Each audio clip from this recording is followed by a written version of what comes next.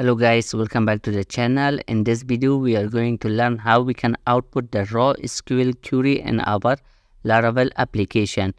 As a demo in here, as you guys can see, I have a products table and I had it via end condition. Then I get this with the transactions and I added limit and get.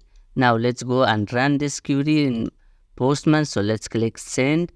As you guys can see, I got the result, the output of the query. But in this video, I want to see the raw SQL query. To that, instead of get, I will just type tosql like this. Now let's save this. Let's go back to Postman and click send. Now, as you guys can see, I got my raw SQL, but I got my where end conditions, where all of them as an question mark in here. So to get the exactly raw SQL, what we can do, let's comment this out and copy it. Let's paste it here. Now to fix that, instead of to SQL, we just have to write here to raw SQL. Now let's save this. Let's go back to Postman and click send. Now, as you guys can see, I got my raw SQL and also my conditions IDs in here.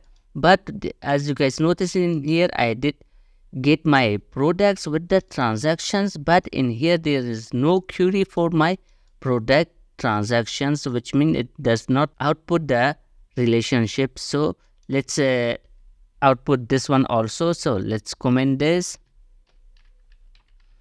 And below this, I will type db : enable query log. Then below this, let's add our query. So let's add it here. Let's uncomment them.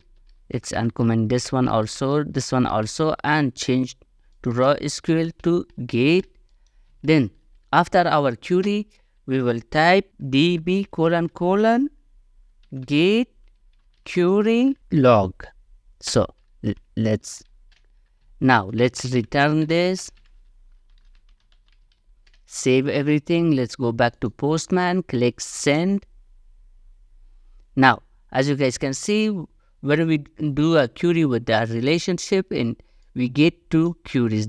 It does two queries, one for the main table and one for the relationship. So now this is our first query. Select star from product where ID end, and these are the parameters.